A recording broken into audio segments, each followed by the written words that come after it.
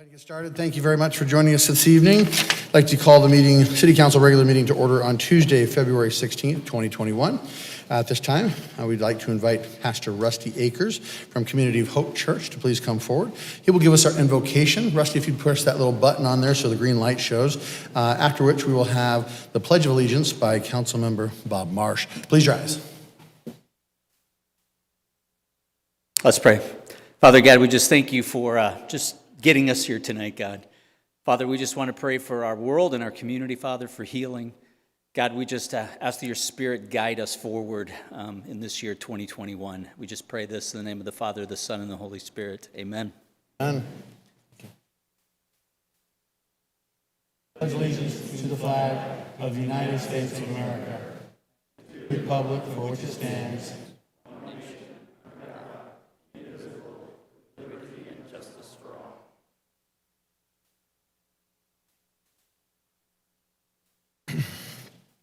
Thank you, Pastor Akers. We appreciate it. And thank you, Councilmember Marsh. That'll take us to the roll call. Councilmember Learman? Here. Councilmember Manfredi? Here. Councilmember Marsh? Here. Councilmember Vitiello? Councilmember Wade? Here. Vice Mayor Smith? Mayor Price? Here. Mr. Mayor, we have a quorum. Great. We have no proclamations, acknowledgements, awards at this time.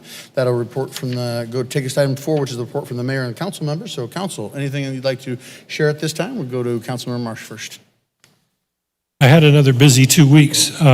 Started out on the 4th of the month with a meeting of the Maricopa Flood Control District, where we discussed the need for legislation to prevent people from dumping their pool water into the Santa Rosa Wash. It's causing thousands of dollars in damage to the walls of the wash to have pools back flushed down the side. So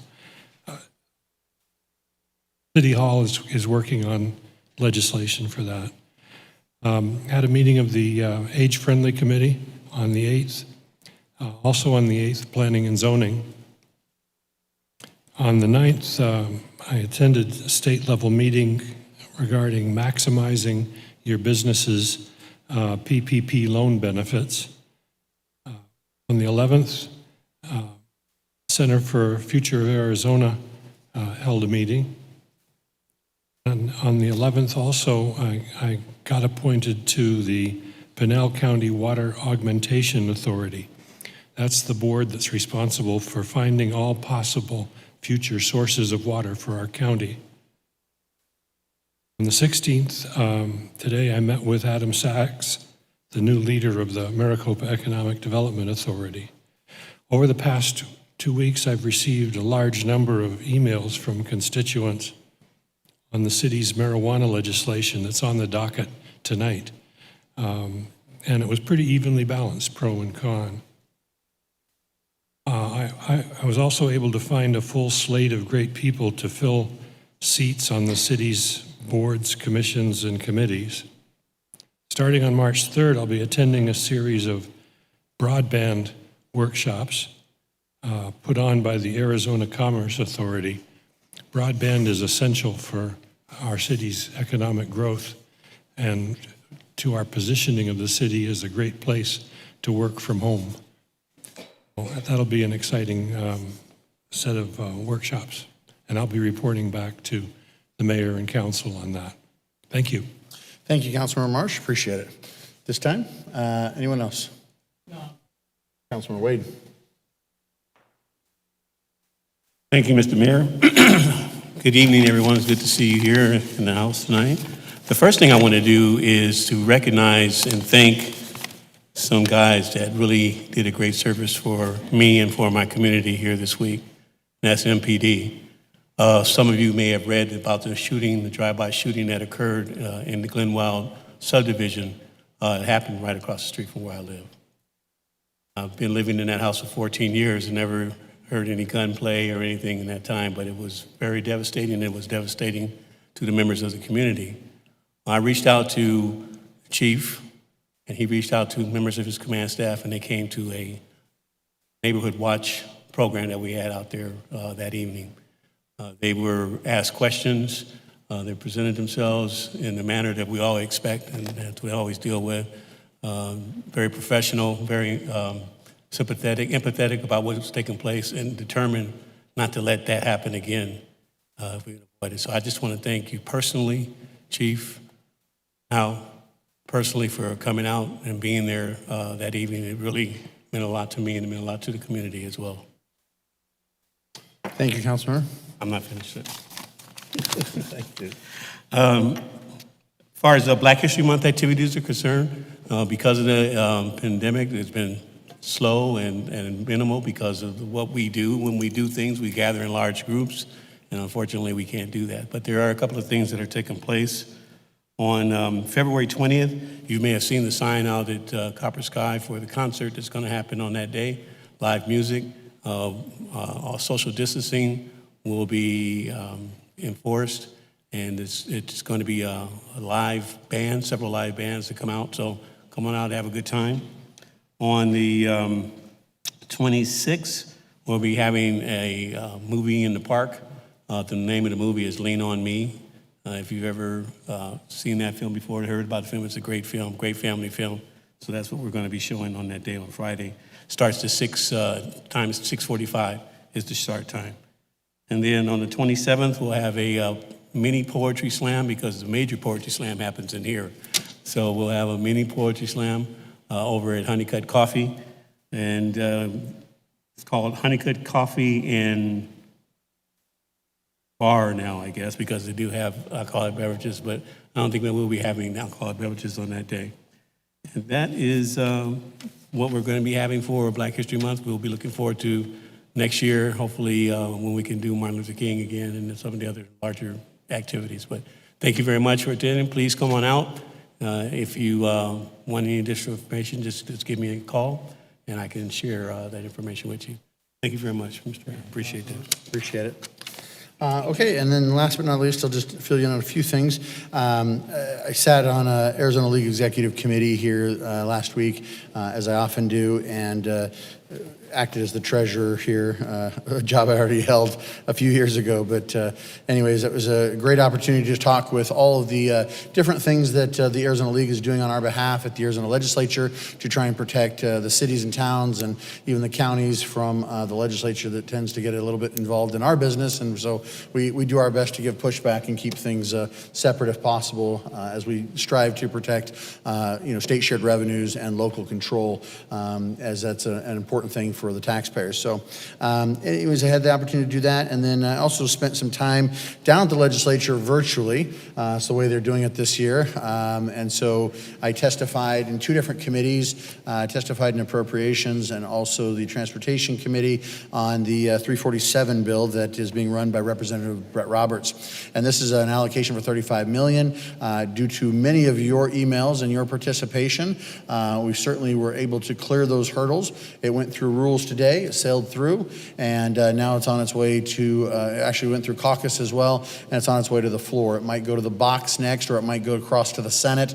What it means when it goes to the box is where all funding bills end up, and they do that for a reason, because that's where they have to fight it out at the end of the budget period time to decide where all of the budgetary requests, who gets money for what. And there's a lot of need and a lot of good things that are requested on behalf of the state, but not enough money to go around. So with that in mind, that's where it will end up most likely. And so we'll certainly be there every step of the way. If it does go to the Senate and gets assigned to a variety of different committees, we'll be there to testify and continue to tell Maricopa's story. But hopefully that continues to lend credibility, as does the relationships that we have built and that Representative Roberts has built with the Speaker of the House. And the Speaker of the House is also backing this bill. So we stand a good chance of getting something from it. And we all know that, while this is only a part of the puzzle, it's only a part of the fix, getting money for this in this pot is critical as we try and gather stakeholders. Because when you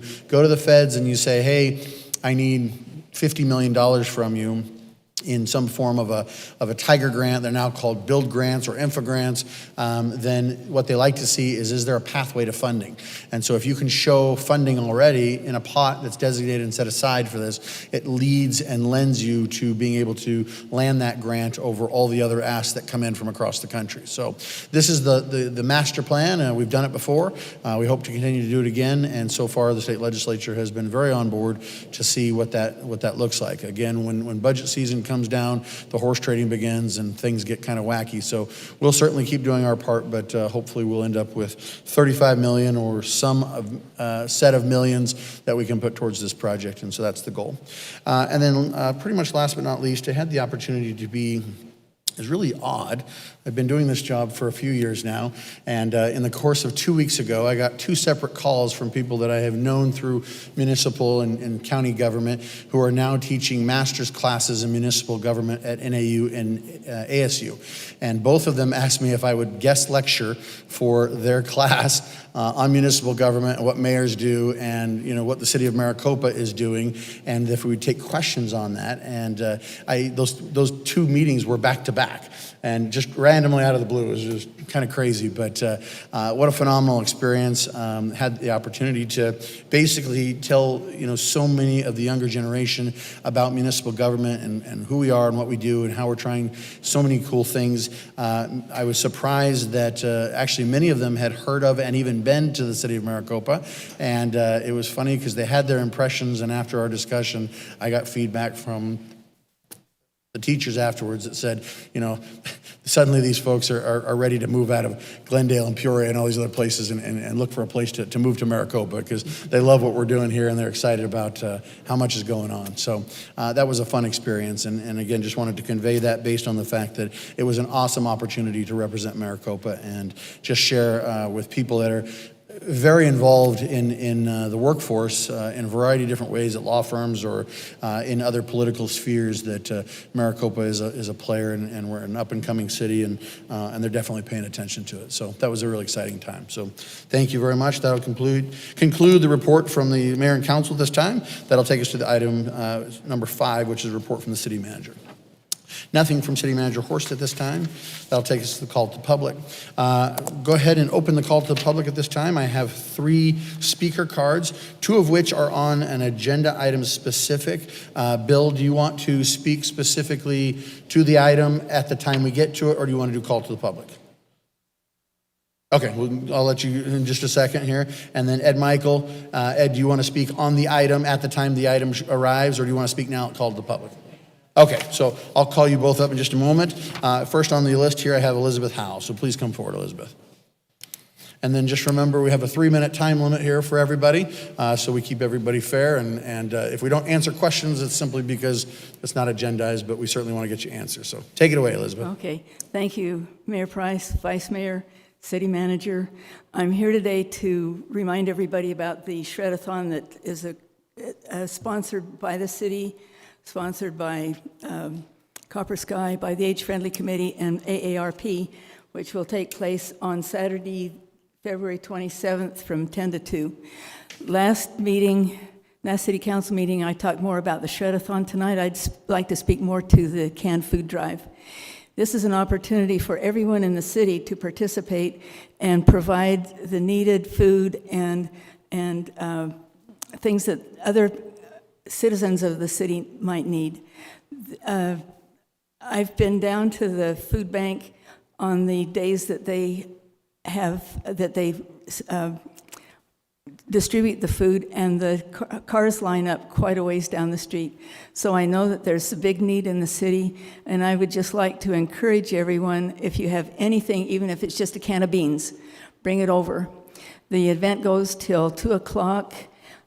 If our slowest time is between 1 and 2, so don't feel you have to be there right at 10.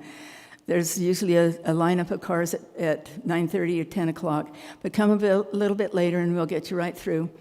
And please, even if you don't have any food, any paper that you want shredded, come and donate some food for the food bank. Thank you very much. Thank you, Elizabeth, appreciate it. All right. Next on the list here, I have Bill Robertson. Bill, come on up.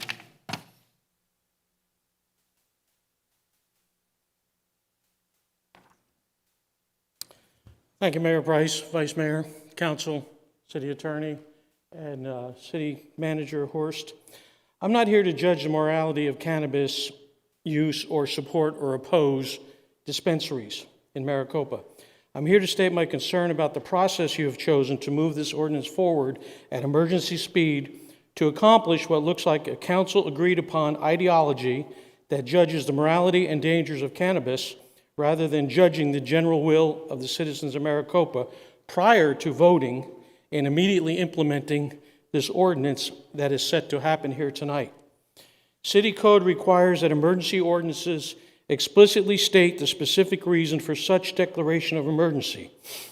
This new ordinance, in general terms, only states it's to protect the health, safety, and welfare of the community. That broad statement is not in compliance with the city code and therefore does not depict an actual emergency of any kind, making this ordinance invalid as currently written. The mayor and Councilor Manfredi have told me the emergency is based on the fact that the state is now issuing dispensary permits, and the city needs to get ahead of this. Those are quotes. You will hear in a moment why this is not the case.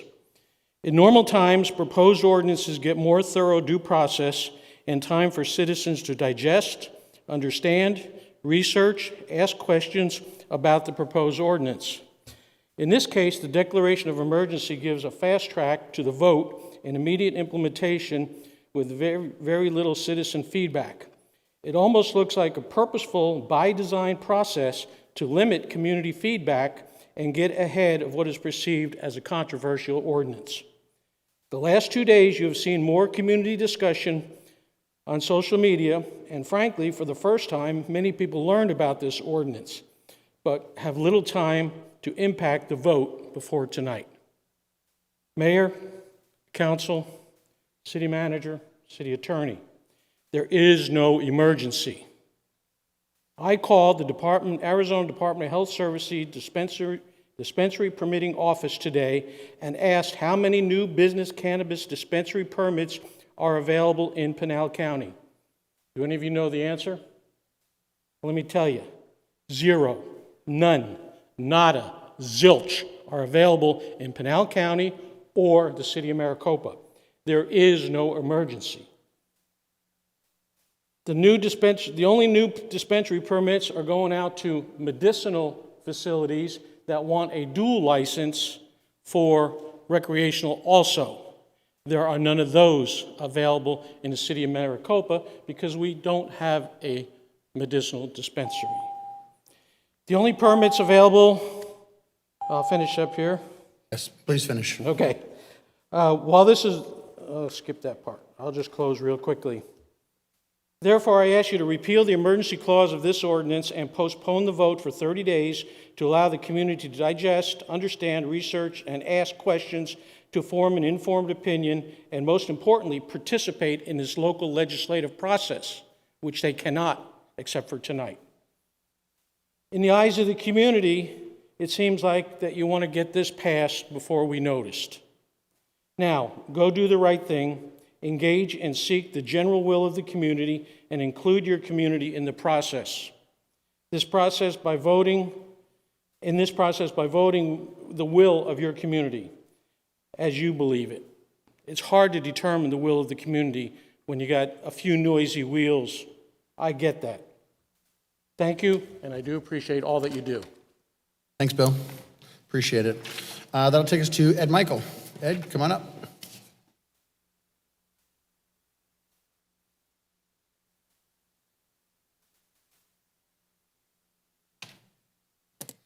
Evening, Mayor, Vice Mayor Smith, Council. My name's Ed Michael, 20123 North Ryan's Trail, Copa. One statement Bill made about people not knowing about this ordinance here. If they go out to Morrison, I'm pretty sure they can find all the information they want. But why couldn't they do that? This thing was passed in November. I'm here to relate to you that as a senior sergeant in the military, first sergeant, and as a coach, baseball in college, I learned one thing. You can come in from a position of strength and you can relinquish, but you can never go up from a position of weakness. So when you think about this, it's your job. We elected you. Whether you want to call it an emergency, Mr. Council, whatever you want to call it, you're the legal voice for the city. And city manager, you're the guy that makes sure that we run right.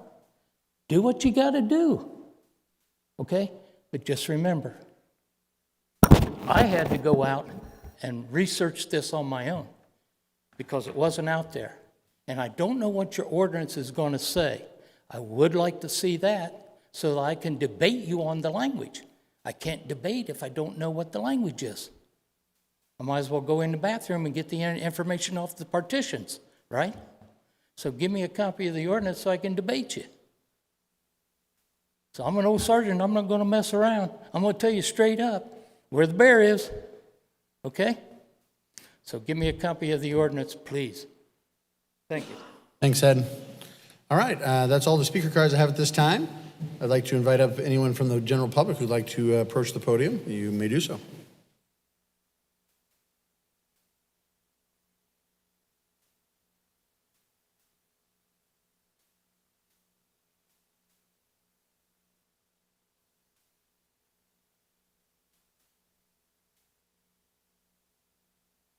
Good evening, Mayor, Vice Mayor, City Council members.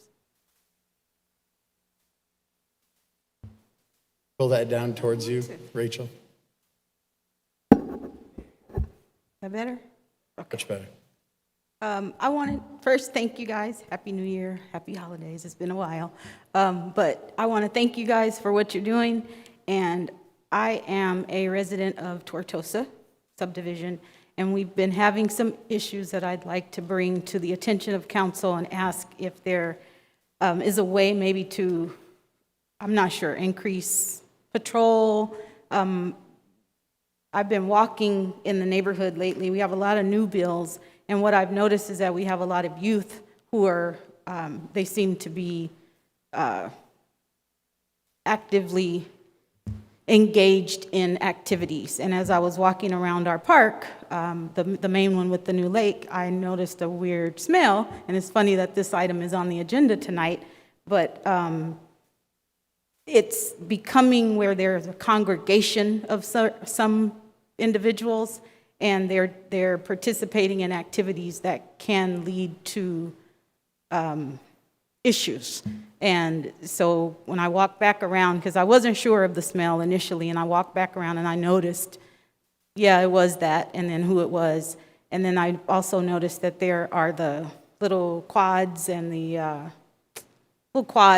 motorized bikes, little small ones that are being frequented around the area in the vacant fields, which is, unlawful. And sometimes they're like young children riding them without adult supervision. So I was just wondering if there was a way to have maybe some patrol come out more regularly to monitor that, because with those new areas going down Costa del Sol by Dolly Lane, all those new homes over there, there's not a lot of residential activity, but that's where they're really frequenting, in that area, in that field beyond. And then secondly, if, as many of you may remember, I have my nonprofit that assists students with access to college and financial aid, career planning. And with the pandemic, things have been strenuous for students, especially with some not being able to stay in housing, or more importantly, not being able to work. So I'd like to know if there's a way, maybe we can do a Zoom call just to discuss and kind of keep them, because a lot of them are becoming discouraged. And you know how I always like to connect the youth to individuals in positions so that they stay encouraged. So if we can maybe have a small discussion on how to keep those students engaged, and just let them know that there's a support system out there, and times may be a little bit tough right now, but they can still make it through. Thank you. Thank you, Rachel. And I would encourage you to talk to the chief behind you there, and talk about those patrols, and we'll work on the other stuff. Thank you. Anyone else at this time like to approach the podium? Okay, seeing no one, we'll go ahead and close the call to the public at this time. Thank you for your participation. That'll take us to the consent agenda. This is items 7.1 through 7.3. Council, any questions on consent at this time? Okay, is there a motion to approve? I think I heard it. Councilor Manfredi, second by Vice Mayor Smith. Any further discussion? Hearing none, all in favor say aye. Aye. Aye. Any opposed? That motion carries. That'll take us to item 8.1, which is on a regular city council meeting agenda. At this time, this is the mayor and city council shall discuss and possibly take action on making appointments to the various committees whose terms are expired or are vacant. And this is for discussion and action. So I figured that probably the best way to go about this is just to start. I think each of you have a sheet in front of you here, and we'll just kind of go down. I have the sheet I have laying on top, so in no particular order, shows P and Z. So if you all will turn to that one that says P and Z up on that left-hand corner. Do you see that?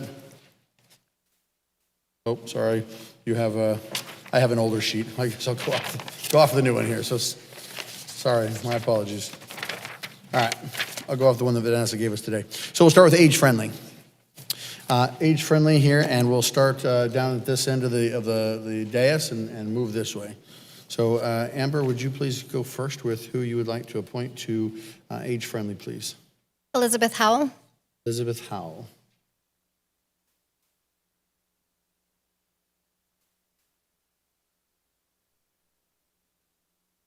Okay.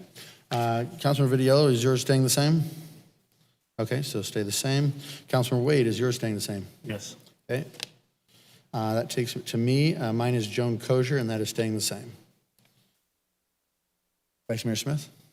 Yes, I am reappointing Ronald Smith. Okay, so staying the same. Councilor Manfredi? I'm filling the vacant spot with Justin Greer. He's a realtor here in town. I think he'll do a great job at it. Greer. Justin, are you in the audience tonight? Okay. And then ultimately, Councilmember Marsh. Yeah, I want to re-up Tom Rain. He's the keel on the boat of Age Friendly. Perfect. Okay. So just for a quick review, we have Andy Lockridge, Colleen Strom, we have Justin Greer, we have Thomas Rain, Elizabeth Howell, and Joan Kosher and Ronald Smith as the proposed slate for the Age-Friendly Committee. Any further discussion on this item? If not, can I have a motion to approve, please? So moved. Second? Motion and a second. All in favor say aye. Aye. Any opposed? That motion carries. All right, that'll take us to Board of Adjustments. We'll start down with Councilmember Marsh. Would you please tell us who your pick is, please? Yeah, for Board of Adjustment, I'd like to nominate a newbie, Andre LaFond. Andre LaFond. Okay.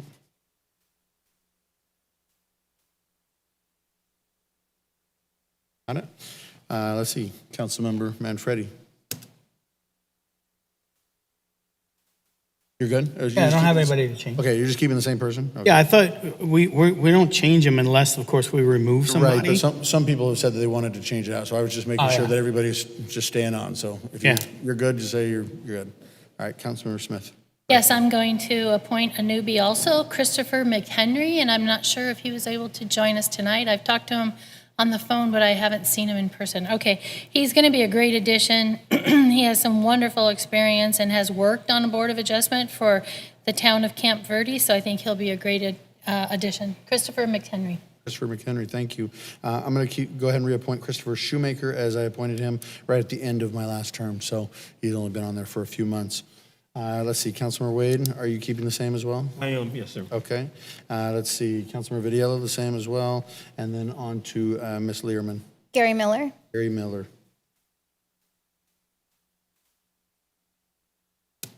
Okay, so we have Gary Miller, Alfonso Juarez, Chance Love, let's see, Christopher Shoemaker, Andre LaFond, and Christopher McHenry. I think that got everybody, so with that, can I have a motion to approve, please? We have a motion, is there a second? And a second. Any further discussion? Seeing none, all in favor say aye. Aye. Aye. Any opposed? And that motion carries. Again, thank you for all those willing to serve. That'll take us to PRL. This goes between two different pages here. So, again, we'll start with Councilmember Learman. Would you please let us know who you were looking at? I'm going to appoint Adam Leach. He has a long history of volunteering in Maricopa, and I'm excited to add him to this committee. Adam Leach. Okay, thank you very much. Councilmember Video staying the same? Councilmember Wade staying the same? Okay, Councilmember myself, let's see here, where am I at here? Karen Sanchez, same thing as last time, was appointed right before the pandemic, and so has only been on there for a few months, so she will remain. Vice Mayor Smith. Yes, I'm reappointing Lucinda Boyd. Councilmember Manfredi staying the same, or there's a vacant, sorry. Oh, yeah, I have a vacancy, so I'm going to follow through like I always do. And not always do, but it seems to be a pattern. I'm going to nominate Tom Davis. He is the current president of Little League. Is he here? No. But he's the current president of Little League, and I think he'll serve us really well there. Tom Davis it is, thank you. And Councilmember Marsh. Yes, I'd like to nominate Kathy Yoakum. She wants to follow in her husband's footsteps and start her career with the Board of Adjustment. Sounds good. No, it's PRL. PRL. PRL. PRL. Oh, excuse me, yeah, PRL. Okay. So Kathy Yoakum on PRL, correct? Right. Okay. So I have, again, Tina Dugan, Kevin McDill, Tom Davis, Adam Leach, Kathy Yoakum, let's see, Lucinda Boyd and Karen Sanchez as the slate to appoint for PRL. Any further discussion? Seeing none, all in favor say aye. Aye. Let's try that again. I need a motion. I'll move. Sorry, got away from myself there. I'll move. Motion and a second. There we go. Now let's try it. All in favor say aye. Aye. Any opposed? Motion carries. Thank you. All right, now to P&Z. Okay, getting to P&Z, Ms. Learman, would you lead us off? Who's starting? I'm going to appoint Rachel LaFalle. She has experience in another committee, and so I am excited to appoint her on this one. He's here today. Yes, Right. she is here in the back. Thank you, Rachel. All right, let's see, Councilmember Video, Dan is staying the same? Okay, let's see, Councilmember Wade staying the same or making a change? Staying the same, okay. Councilmember myself, that I am appointing James Irving. James Irving was another former council member's appointment, but I know a council member is going to appoint my person, so we just did the old switcheroo here, and James is going to remain on the P&Z, and he's an excellent candidate for doing so. Let's see, Vice Mayor Smith. Yes, I am reappointing Michael Sharp. Sharp, and let's see, Councilmember Vitiello. I'm sorry, Manfredi, my apologies. Staying the same? Yeah. Okay, and then Councilmember Marsh. Yeah, I'd like to renominate Ted Yoakum. Ed Yoakum. Okay. So we have, just going through, Linda Huggins, Josh Babb, Dan Frank, Rachel LaFalle, James Irving, Ted Yoakum, and Michael Sharp as the P&Z slate at this time. Is there any discussion? Seeing none, can I have a motion, please? So moved. Okay, motion and a second. Any further discussion? None. All in favor say aye. Aye. Any opposed? That motion carries. Next is TAC, which is the Transportation Committee. Let's see, we'll start to Councilmember Marsh. Yes, I'd like to nominate Al Brandenburg. Brandenburg. Okay, thank you. Councilmember Manfredi, staying the same? Yeah. Okay, Vice Mayor Smith. Yes, staying the same with Ken Austin. Austin. Also, I'd like to stay the same with Glenn Churn this time. Councilmember Wade, are you staying the same? Okay, excellent. Councilmember Vitiello staying the same? Okay. And then on to Councilmember Learman. James Jordan. James Jordan. Okay, so that completes the slate here. We have Harold Cole, Roger Gillespie, Brian Hoffman, Al Brandenburg, James Jordan, Ken Austin, and Glenn Churn as the TAC committee. Any further discussion on this? Can I have a motion, please? So moved. Second. Motion and second. You gotta be faster. Motion and second. All in favor, say aye. Aye. Any opposed? Motion carries. All right, and let's see here. Oh, that's the Cultural Affairs and Arts Committee. Guess I haven't quite seen it as CAC. Acronym, yeah. Sounds like someone's throwing up here. We're gonna have to come up with a better acronym than that. But all right, so the new CAC, or Cultural Affairs and Arts Committee. Let's see here. We'll start with Councilmember Marsh. Yes, I'd like to renominate Judith Zymont. Staying the same, Judith Zamont, thank you. Councilmember Manfredi, staying the same? Yes. Okay. Vice Mayor Smith. Yes, I'm renominating Susan Cameron. Susan Cameron. Myself is Carrie Vargas. I'd like to renominate her. And that takes it to Councilmember Wade. Are you staying the same? Shelley Gillespie. Shelley Gillespie. Councilmember Vitiello? Staying the same. And then Councilmember Learman. Antonia Presame. Resume.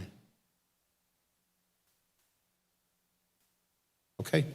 So for that slate, I have Maria Poor, Shelley Gillespie, Cynthia Portray, Antonio Presame, Susan Cameron, Carrie Vargas, and Judith Zaymont. Is that correct? All right. Can I have a motion to approve, please? Yes, motion. Motion, a second. Any further discussion? Looks good. All in favor say aye. Aye. Any opposed? The motion carries. Thank you for all those who have been willing to serve. These committees meet extensively. They do a lot of work for us, and we simply couldn't do this job without you. So thank you for your willingness. And we appreciate all those who have been nominated today. Thank you. With that, that'll take us to the next item on the agenda, which is the resolution. Paper open here. This is Resolution 8.2, resolution of the Mayor and City Council of the City of Maricopa, Arizona, declaring as a public record that a certain document filed with the City Clerk and entitled Chapter 8.40, Recreational Marijuana, establishing a purpose, setting forth definitions, prohibiting marijuana on public property, prohibiting marijuana establishments and marijuana testing facilities, establishing regulations for personal use at an individual's primary residence, setting forth violations, providing for enforcement and penalties, and amending the Maricopa City Code by adding Chapter 8.40 and declaring an emergency. So this is for the resolution, and I assume it's for discussion and action because that's what we do here. So anyways, with that, I will turn it over to the city manager to start the lead. Thank you, Mayor and Council. Chief Hughes will be making our presentation tonight, but just a little background on to why, if we don't take action, the state will determine the rules without public input from local citizens, and there's no coming back from that. So what we're in essence doing tonight is preserving the right for the local community to self-determine its own needs. And regardless of what we do tonight, this council has the ability to amend the ordinance in any direction, and you can have multiple public meetings to do that going forward to address any will of the public to make sure they have plenty of time. So for clarity, again, if we don't, the public will have no input, have no say, and we will adopt the state mandated rules automatically. This just preserves the right to have future discussions and opportunities. Although it does set forth some standards, you have the ability to amend any ordinance at any time, and you will as you represent the people. So I wanted to provide that clarification. The one postpones the opportunity for public hearings and approvals and input. The other doesn't allow for it. This is the better of the two options. With that, I'll ask the chief to come forward, make a presentation. Then afterwards, we may have some comments from our city attorney, and we'll answer your questions, and you can proceed from there. Mayor Price, City Council. Prop 207 was passed. It was a ballot initiative in November of 2020. And the Arizona voters voted it in. It legalizes recreational use of marijuana. And I have a PowerPoint, which I believe hits most of or all of the major points of the 17-page piece of legislation. Okay, what is Prop 207? Legalizes the adult recreation use of marijuana by adults 21 years of age and older. It is also known as the Smart and Safe Arizona Initiative. An individual can possess up to 1 ounce, no more than 5 grams of concentrate. An adult can grow up to 6 plants securely in their own home. If there's more than one adult living in a home above the age of 21 years of age, they can have up to 12 plants. Now, securely is a key word in this phrase. The marijuana must be secure, where children cannot gain access to it. It cannot be seen by the public. It cannot impede and cannot create a breach of peace. Retail sales are to begin June 1st of this year. Sales subject to state and local taxes. There's also a 16% excise tax on this. The big difference between Recreational marijuana and medical marijuana is nonprofit. Recreational marijuana is for profit. 16% of the excise tax will be, majority of it's going to go to community colleges and public safety. What is still illegal? The use of marijuana in public or open space. Open space is defined as any area where the public is free to congregate and to go. Prop 207 really sticks with what you do in the comforts of your own home. The responsible use of marijuana by people over the age of 21 and older can utilize marijuana legally at home. The legislative intent was to eliminate or reduce the black market sales, and allow the voting members of the public to gain access to this product safely. Use of marijuana by those under the age of 21 is prohibited by this act. Possession of more than 1 ounce is also illegal. It's a progressive stair step of offenses where it's 1 ounce up to 2.5 ounces, 2.5 ounce up, and it moves up, and the severity of the penalties increase. Driving under the influence is the same standard. Impairment into the slightest degree will still be a DUI. Possession of marijuana is still a Schedule I controlled dangerous substance as per federal law. How does it affect our city? Creates a possibility of marijuana dispensaries, testing facilities, and grow facilities within city limits. That, of course, would create zoning amendments on where to locate those properties in a safe manner. It would affect personnel policies of city employees, potentially. I will get into this later on, and also the impact of public safety, which I have a slide dedicated to that as well. Local authority to regulate, Prop 207. Prop 207 does not prohibit local government from prohibiting or regulating conduct otherwise allowed under Prop 207.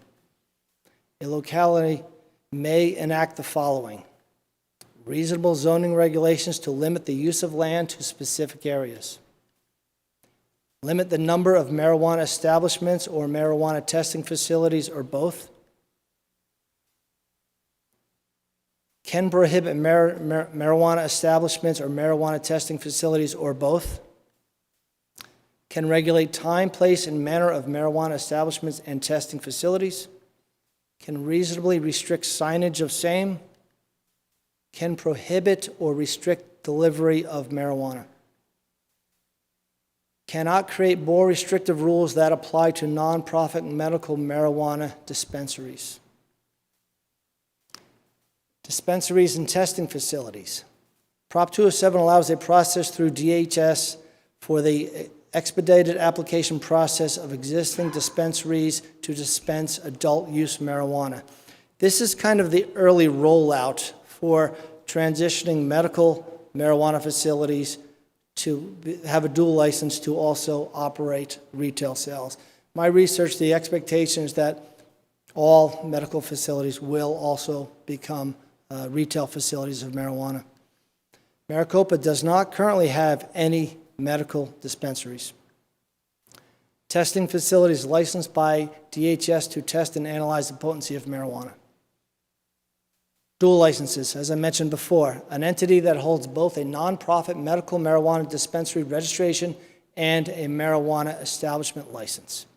Being it's transitioning from nonprofit to profit, the expectation is that all medical dispensaries will become retail facilities as well. Local entities cannot interfere with the ability of a dual licensee to operate a nonprofit dispensary in a marijuana establishment cooperatively at a shared location. Cultivation facilities. Of course, there's zoning concerns, building requirements, security concerns. We don't want people coming in and stealing the marijuana. Environmental requirements. Contiguous county facilities. Facilities that may be approved in Pinal County land near city limits. These facilities may be on land that's within our growth footprint. that we may annex at a later date.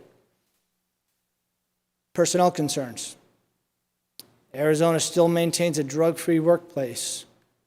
Employees can still be disciplined for failed workplace drug tests. A review of our current policies regarding random or with cause drug testing of city employees. Drug history disclosures and background investigations. Impact to law enforcement. The anticipated increase in DOI-related incidents. Training of our officers in new laws, including probable cause, change in regarding arrest, search, and seizure. Prop 207 rules that just the presence of the odor of raw marijuana or burnt marijuana does not rise to reasonable suspicion and or probable cause. So once again, the officers, they're currently being trained on looking at the totality of the situation to establish the appropriate level of reasonable suspicion and or probable cause. Impact to the canine program. Many of our canines are trained to what we call hit on marijuana. We realize that now that is not probable cause on its sole basis. Our canine officer is trained on that to hit, they need more, and continue to investigate before conducting a search. Required equipment to enforce Prop 207. We've got GOHS funding for mobile drug testing units, where it's just a buccal swab. It goes into the machine and will indicate whether or not the person is impaired in the slightest degree of multiple illegal substances. Existing city codes. Once again, we have the current medical marijuana use code and Ordinance 2019 and Resolution 2051. That concludes my PowerPoint. I hope I hit most of the points for everyone to understand that this is for responsible adults' use of marijuana in the confines of their own home, not to be brought out into public, not to cause danger on our roads, and certainly not to be giving the marijuana to our children. Another thing I forgot to mention is that an adult over the age of 21 is allowed to gift up to an ounce of marijuana or up to 5 ounces of concentrate to another adult above the age of 21. And this Prop 207 gives a lot of latitude to local control for cities to determine what is appropriate for their community. And with that, I'll answer any questions that the council may have. Thank you, Chief Hughes. Questions, council? Start with the Vice Mayor. I don't have questions specifically for. Go ahead. Go ahead, or Dennis, do you want to speak now, or do you want to answer questions? Proceed. Go ahead, Rick. If I could just add one more comment. It was mentioned earlier that there's none available. The reason being is that we don't have a medical nonprofit dispensary in town. Otherwise, they could have proceeded under the early rollout plan that's in place. But it doesn't mean that others won't be licensed or available. In fact, we already have people beginning to submit through the process for licensing going forward. So again, the fact that none's available is based on the early rollout, but once you hit that date, I think it's the July 1st date, other license can be applied for and sought after under the state's requirements, and we could have 1, 2, or multiple sites here, and the action you decide will determine whether it's, you allow recreational only or the dual licensing, as I understand it. Is that correct, Mr. City Attorney? Right. And the only thing I was going to add is, I think what's proposed to you tonight is essentially what a lot of the Phoenix cities have done. Gilbert, this is very similar to what Gilbert has done, and it's consistent with what the League of Cities and Towns, one of their draft ordinances that they circulated, where there was a recommendation of requiring dual licenses. And so that's what's really before you, is that all our zoning stuff is already in place because it went in place with medical marijuana. So this is just now adding that it would be required to be dual licenses, and then also the rules with regards to can't smoke marijuana in public places and things like that is the other part of the provisions tonight. Okay. Yes, So, Vice Mayor. given that, a few comments that I've noted from those that spoke tonight, and then also I heard from many people via email, again, like Councilman Brown, Brown, Marsh indicated, about 50-50, pro and con, toward what we're talking about tonight.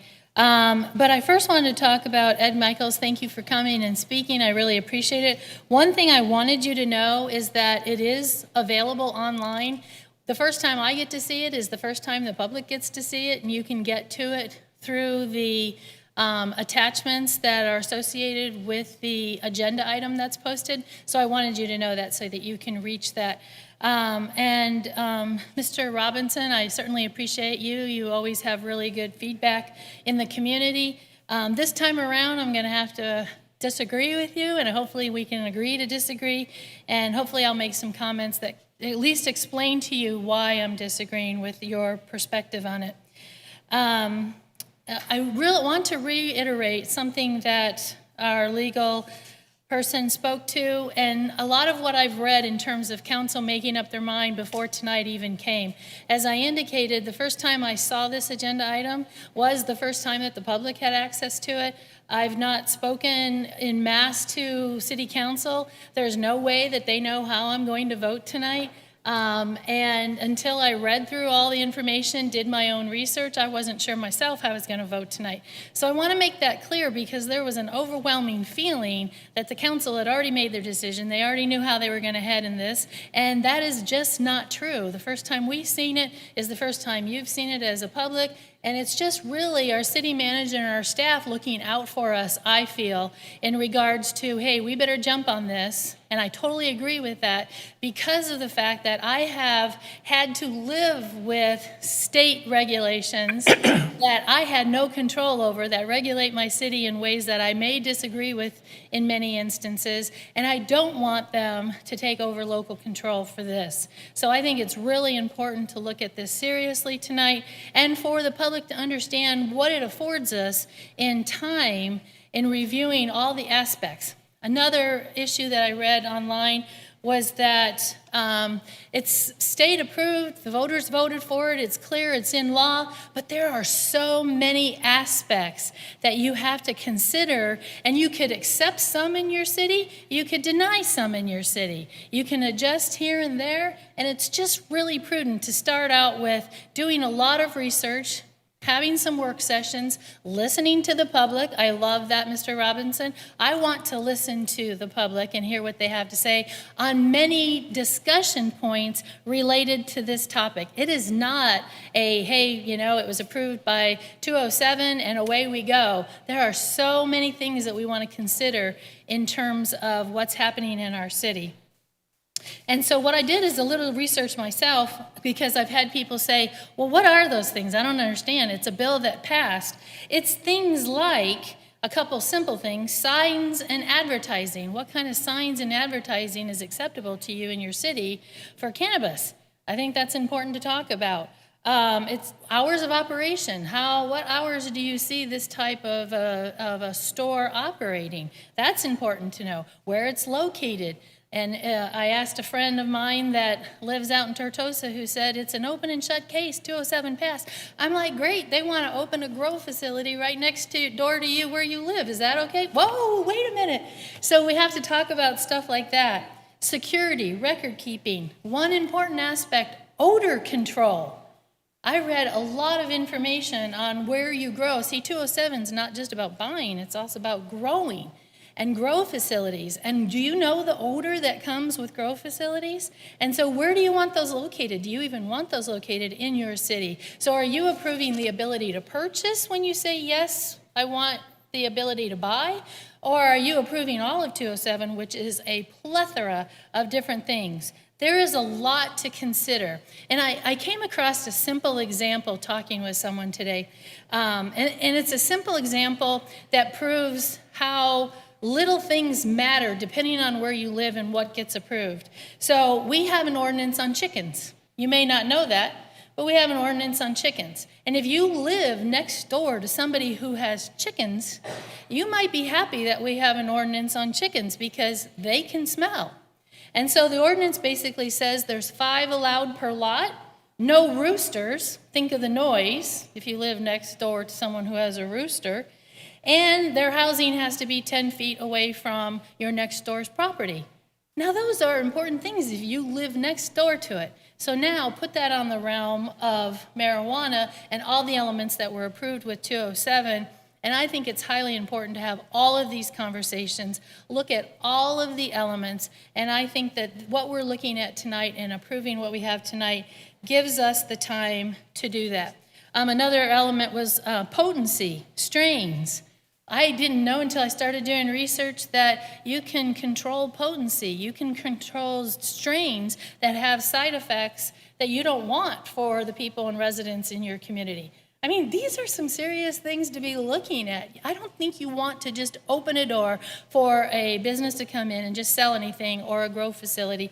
That's my opinion. If you have an opinion on what I've shared tonight, please feel free to write me. I'm happy to read that and to consider all input, but I'm not saying no tonight. I'm just protecting the city. I think the justification is correct. I'm protecting the city from what the state may allow, which may be open reign for anything that's in 207, and I think it's an important thing to look at all of this in detail, gather community feedback.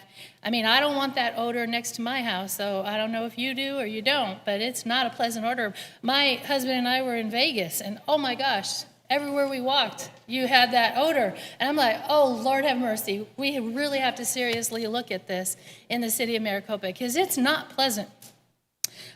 So for those reasons, I have to disagree with you, Mr. Robertson. I hope you understand.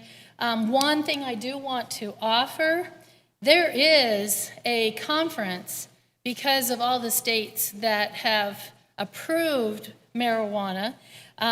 There is a conference called Smart Approaches to Marijuana, and the conference is being held in April in Arizona, and I know that I probably will go. I would encourage other council members, use your discretionary, maybe there's budget money for it, city members, police, to go and learn. And I read through some of their stuff, and they definitely have a strong against marijuana approach, but they realize that there is a big population that wants it, and so therefore, hey, here's some things to look at to positively control it in your environment, and I think it's worth taking a look at. And the Be Awesome Coalition, a nonprofit, actually has funds to allow for people to go for this type of education.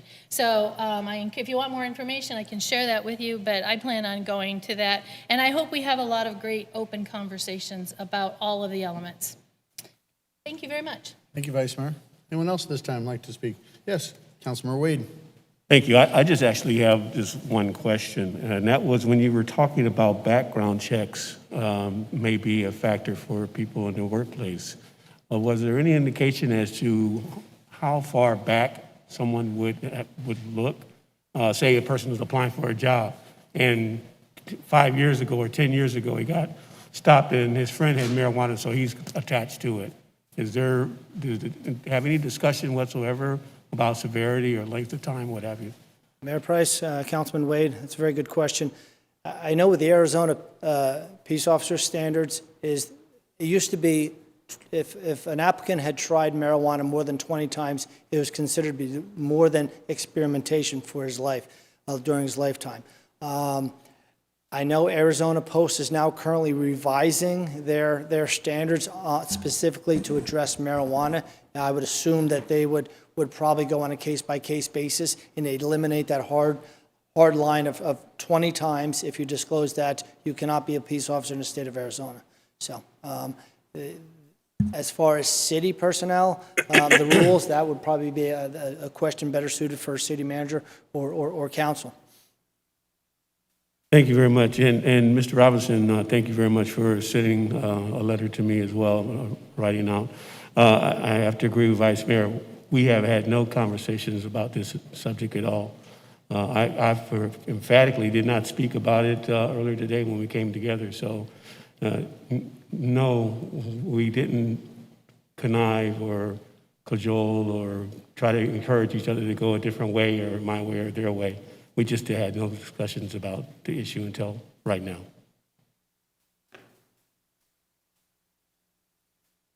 Councilmember Marsh.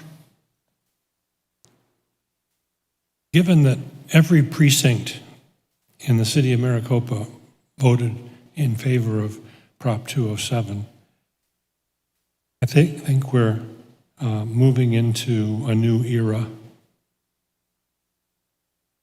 I do think, on the positive side, that this new legislation proposed tonight is a step toward removal of the drug black market.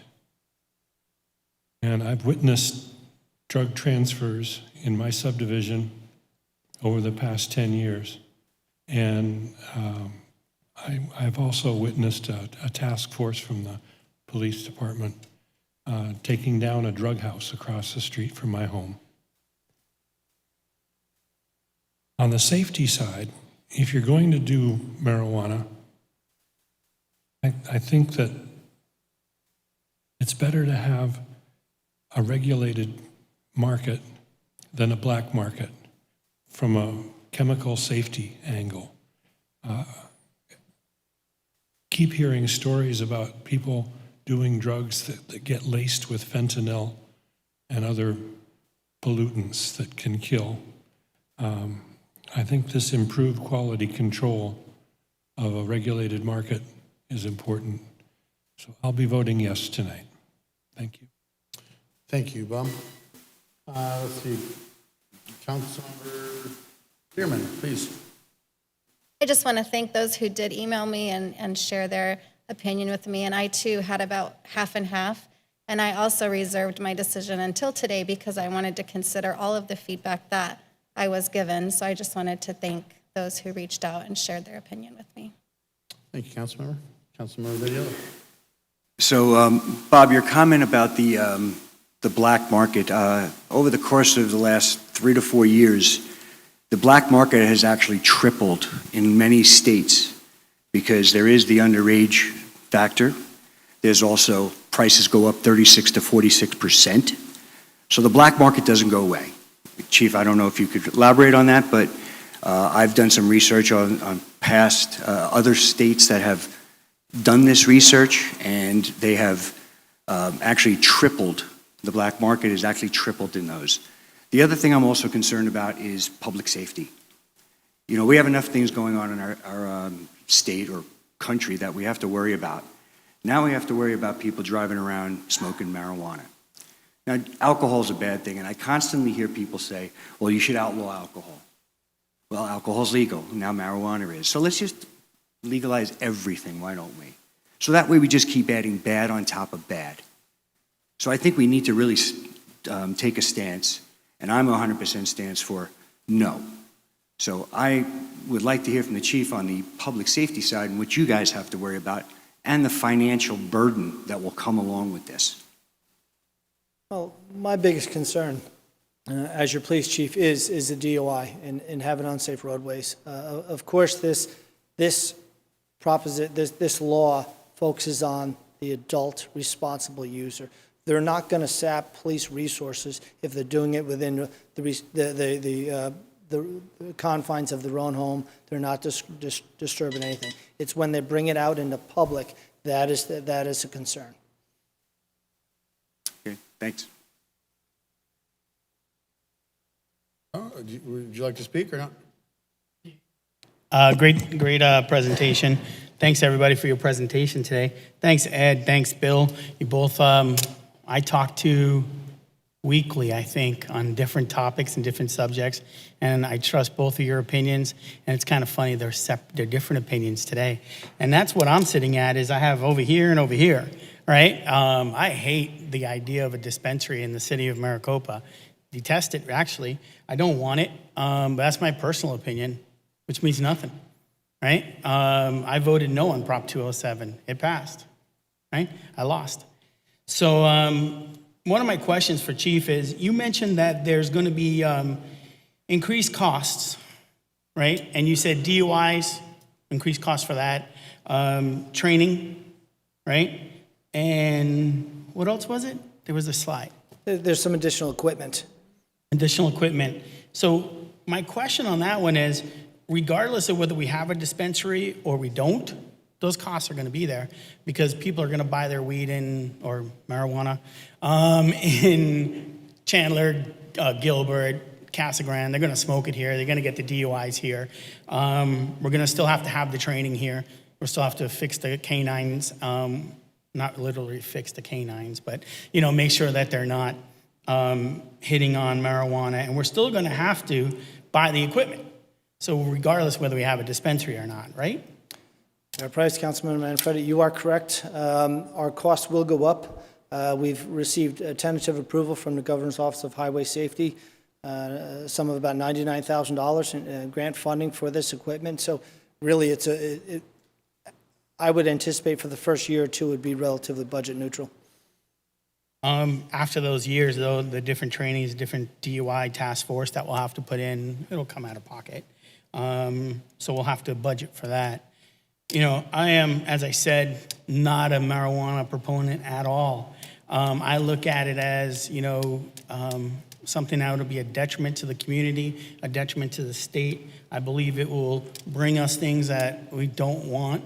Over the next 10 years, we'll know a lot more. Colorado is learning a hell of a lot over the last 7 years. Same with Nevada, same with New York, same with DC. They're all learning new stuff that's happening because 7 years ago, 10 years ago, 5 years ago, they said yes to marijuana. And, everybody said, well, they're going to get money for education for it. Well, education levels have stayed about the same. State legislatures, instead of taking the marijuana money, giving it to education, and then cut the general fund money going to education. So it's the same amount of money going to education. It doesn't provide money for education.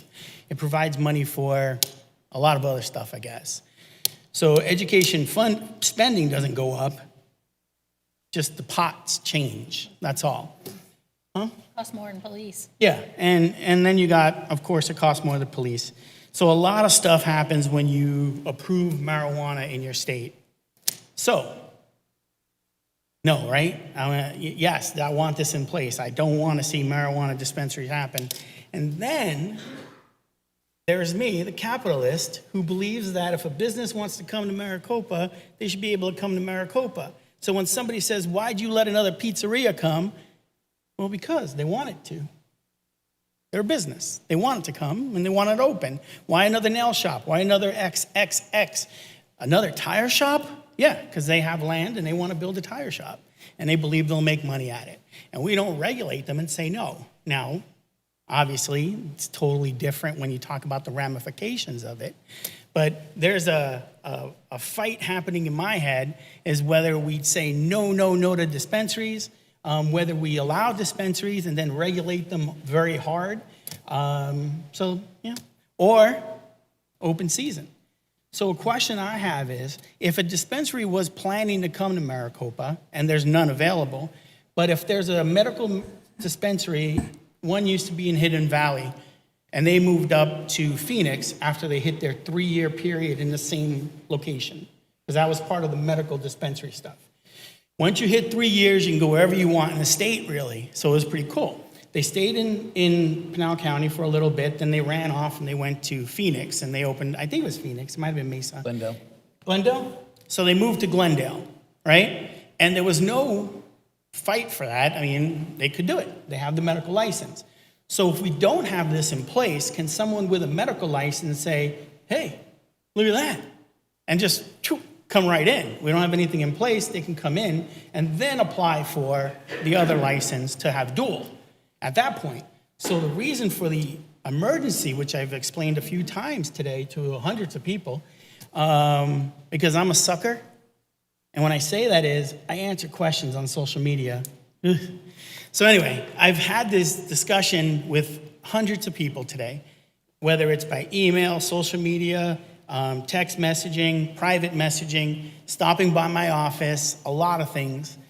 And that's the reason for the emergency. I've had that conversation a ton.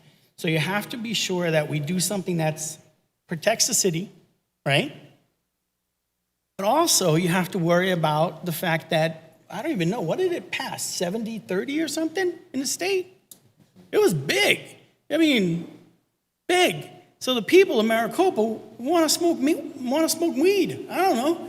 I don't want to smoke weed, but there's people out there that want to.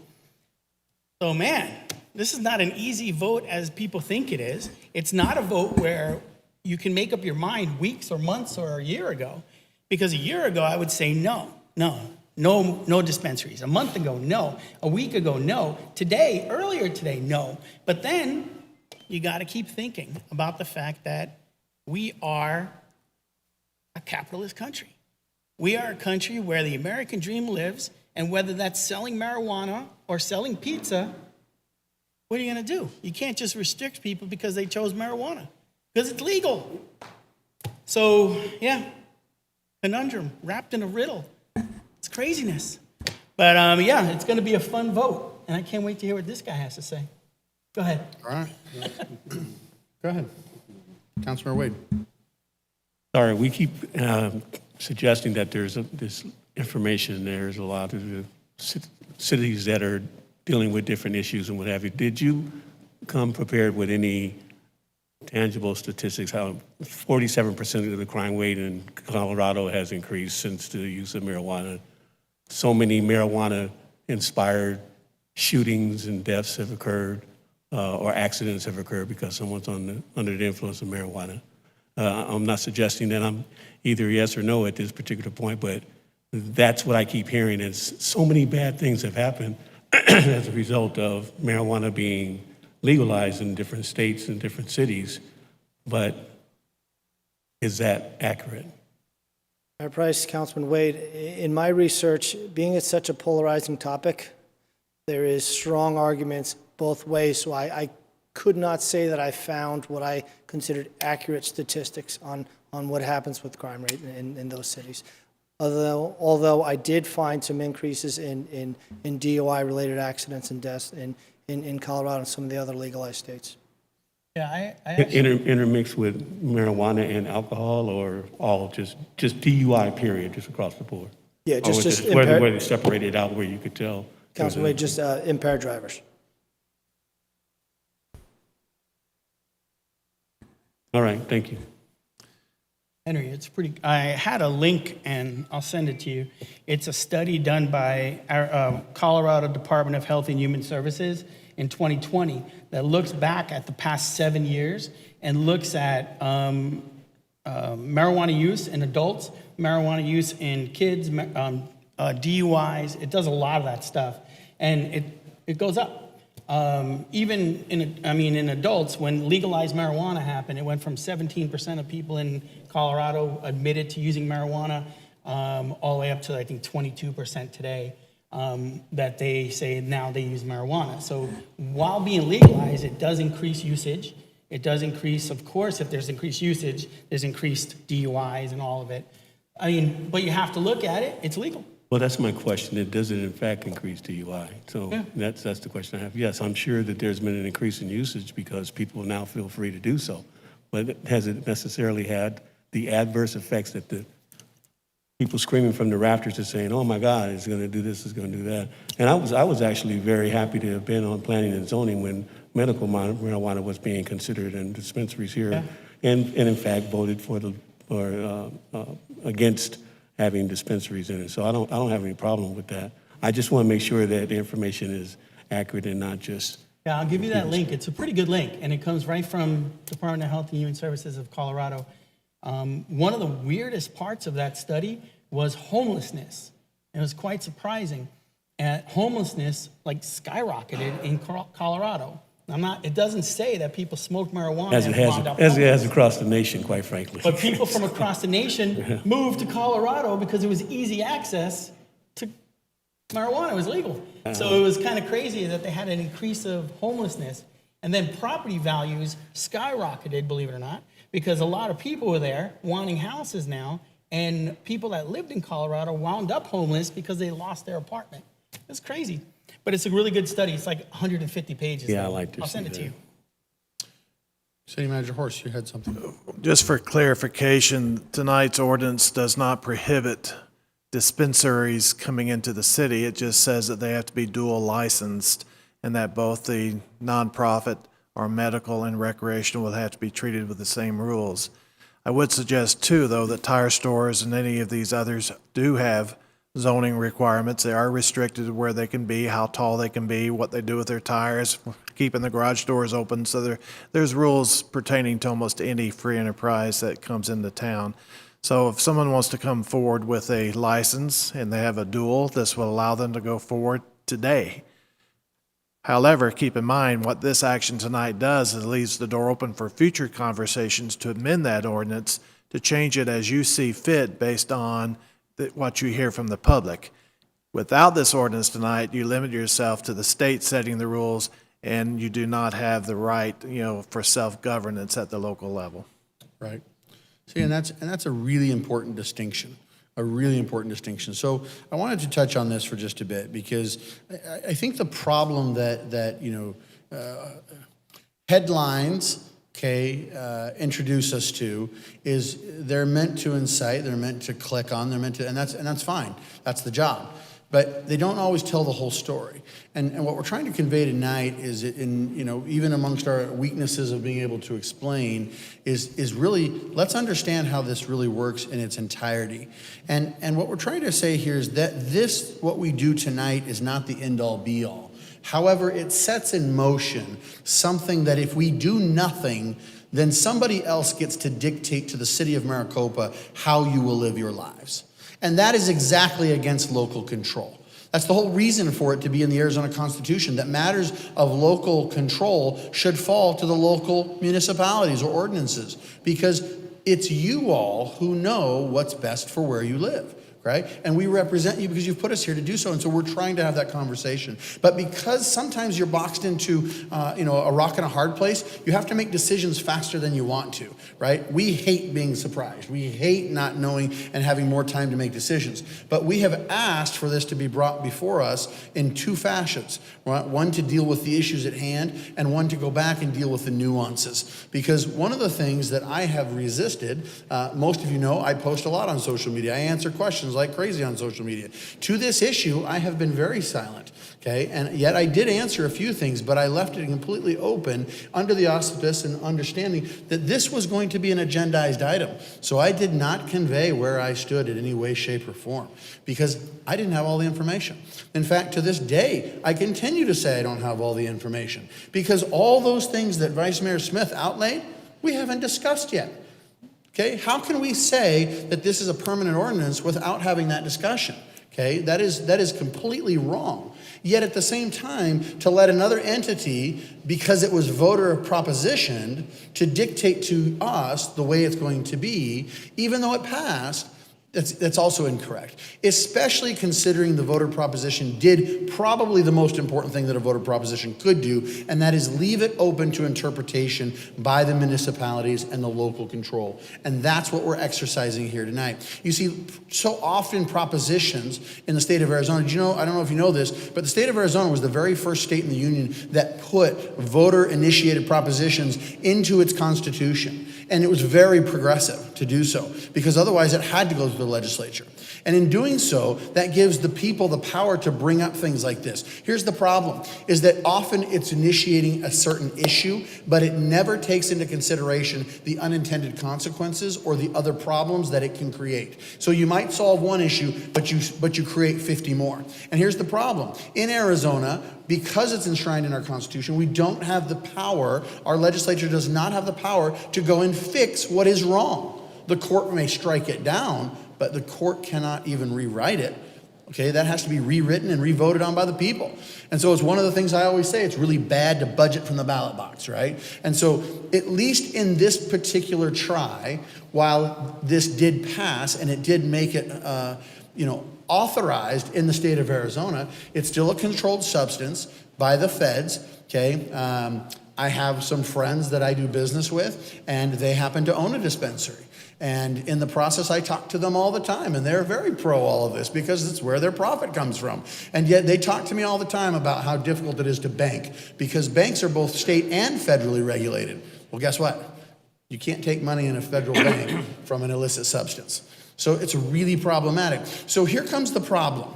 The problem is that We need to understand here tonight the vote we're taking is not the end-all be-all of what we're trying to accomplish in this city. We have not discussed the nuances of this. We have not discussed the differences in licensure and how and where they can go. But it's something that we already do. And I think that's an important distinction. We absolutely have regulated industries in this city.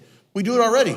We do it already in our city code. We regulate strip clubs. We regulate tattoo parlors. We regulate massage locations. We regulate all sorts of tobacco shops. We regulate what is termed by society as questionable.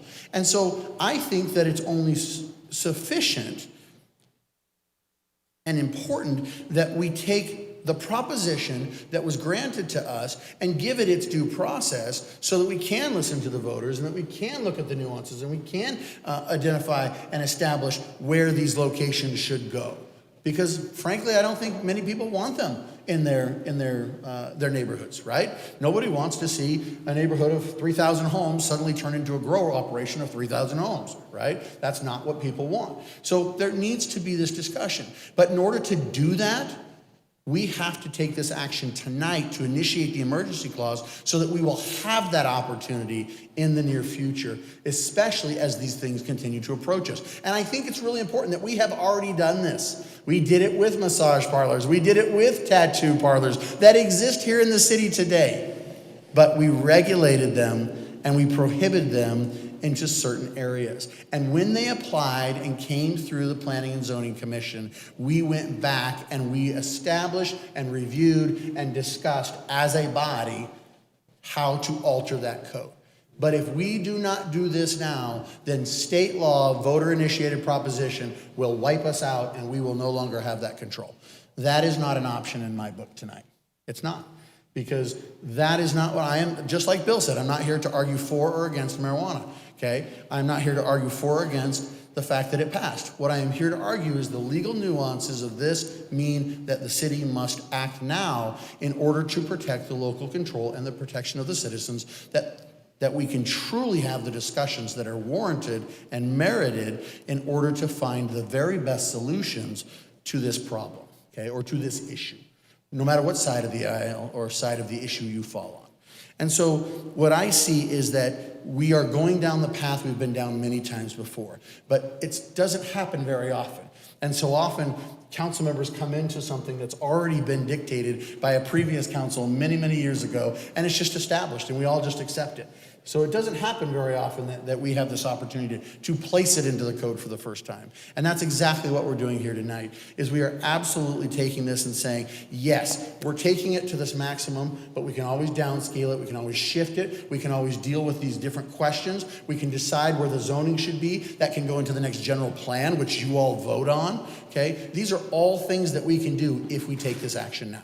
If we do nothing and we don't take this action now, we will not have that opportunity. And all the arguments that have been made here tonight from the audience will be moot because, in essence, you will have to surrender yourself to what has been dictated to you through a voter referendum.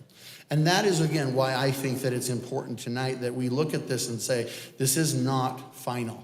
This is only the beginning. This is simply the initial reaction in order to protect ourselves and therefore give us the most possible options for the future. Because that's what everybody's clamoring for, is options, possibilities, discussion, okay? And so what I see is that we have done this before, we've been successful in it, we've allowed certain businesses to come here that meet within the zoning regulations, but we need to have this discussion, and I don't feel that if we don't take this action tonight, that we'll ever get that chance again.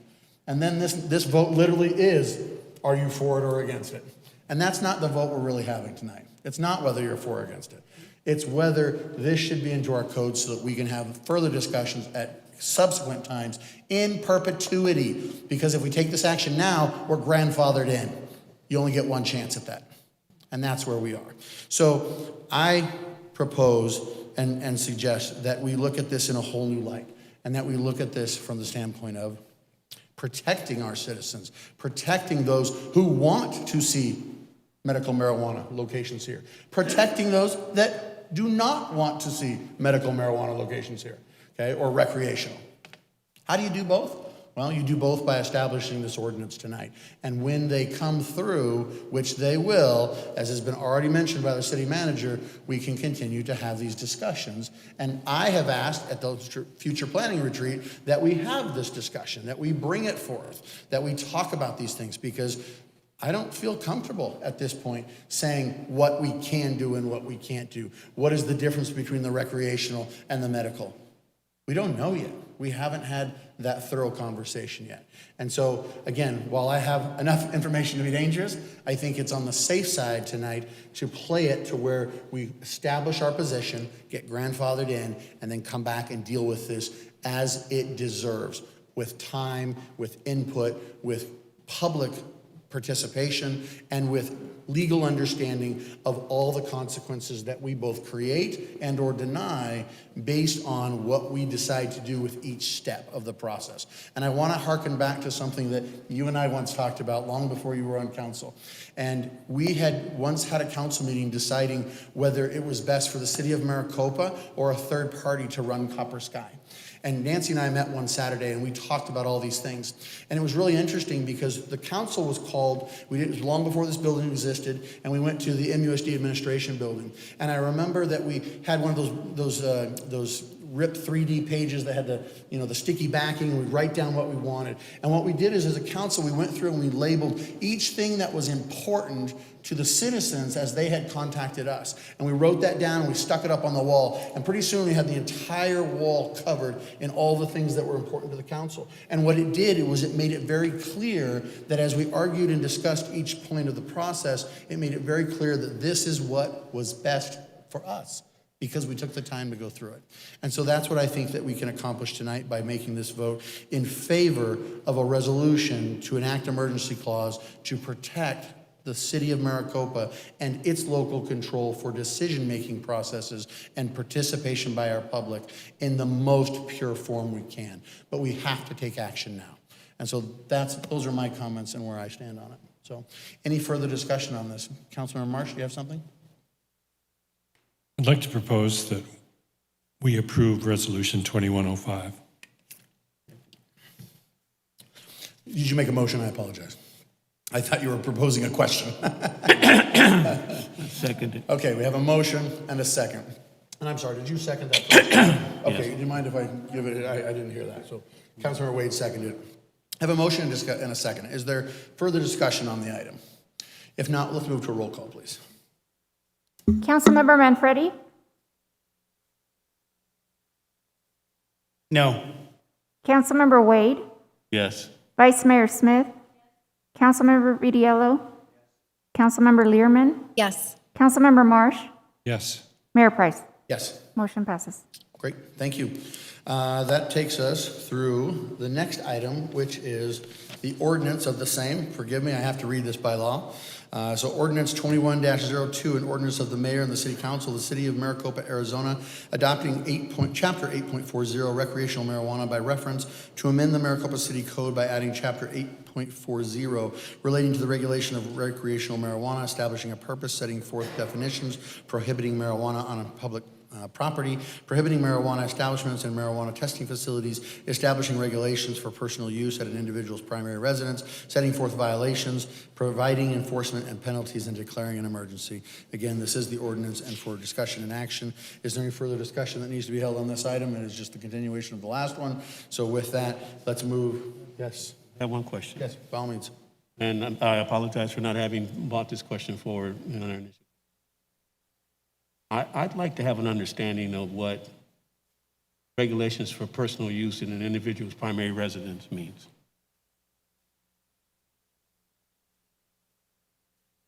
Steve, would you ask again? What does establishing regulations for personal use at an individual's primary residence, what does that mean? Mayor Price, Councilman Wade.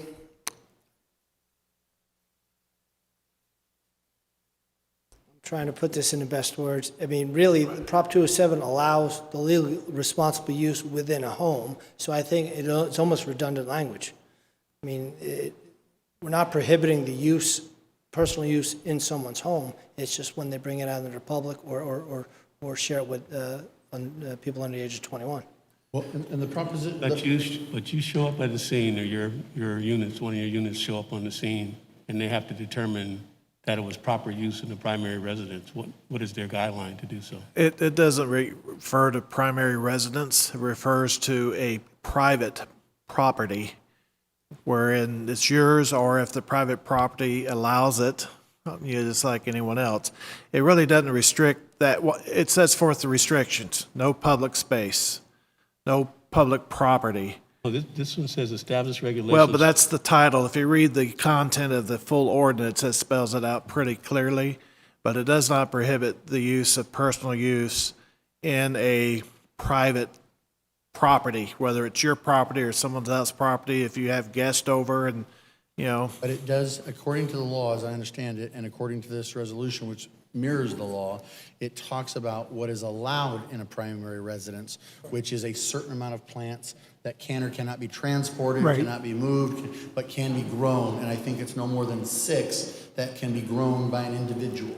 And so if there were more, then it's considered a commercial operation and therefore subject to a license. If it's just the 6, then you would be considered legit under the law. Right, and and then that's you under also go to, cultivation, not so much use. you also go to 8.40.060 that starts with the presumption that to the fullest extent allowable by law, marijuana possession, consumption, processing, manufactured, and cultivation is permitted in a residential zoning district in the city and is subject to the following conditions and limitations. And then it goes into saying it shall be unlawful for somebody under 21 to use it. It shall be unlawful for somebody under 21 to have more than, you can have 6 plants. And so the limitation starts coming in the subsections under that section of the city code.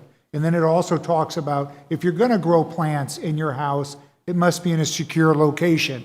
And so it basically incorporates the Arizona law regarding these provisions into the city code. So you come to my home and I have a 20-year-old person there with me smoking marijuana. Is that proper use within my home? It is not a proper use because he has to be over 21 to use. Age of consent is not a factor. Pardon me? Age of consent would not be a factor. No. It's Alcohol? Well, yeah, I like alcohol. Okay. All right. Thank you. It's funny, it's one of those regulations is where you can grow it in the house. So you can't grow it in a bedroom, kitchen, bathroom. Right. has to be a closet, a greenhouse. Yeah, it has to be like in a den. It has to be locked, and it has to Can't be have visible. perfect ventilation. Can't be visible from windows. That's a state stuff though. That's not us. But by the way, I don't have any 20-year-olds having marijuana in my house. Good. Set the record straight on that. All right, any further discussion on this particular ordinance at this time? With that, let's move to a roll call, please, after we get a motion. Who has a motion? Do we have a motion already from Bob? Was that correct? I'll make the motion. Second? Yeah, I second on that. Second, okay, so just to clear, kept it the same as last time, so we're all kosher here. Good. All right, motion and second. All in favor, please listen to the city clerk who will call your name. Councilmember Wade, First now, yes. Councilmember Manfredi, No. Councilmember Vidiello, Councilmember Learman, Yes. Councilmember Smith, or Vice Mayor Smith, my apologies, Councilmember Marsh, Yes. Mayor Price. Yes. Motion passes. Great. And I failed to acknowledge the presence of our county supervisor, Jeff McClure. We appreciate you being here. I figured that he was in the firing line 2 weeks ago, so y'all knew him already. But, oh, good. All right. Well, we'll all go visit him then. All right. With that, thank you for being here, for your participation. We appreciate it, and we will stand adjourned for 2 weeks until we have our first meeting in March. Can I have a motion to adjourn, please? Motion, is there a second? Second. All in favor, say aye. Aye. Any opposed? Motion carries. Stand adjourned.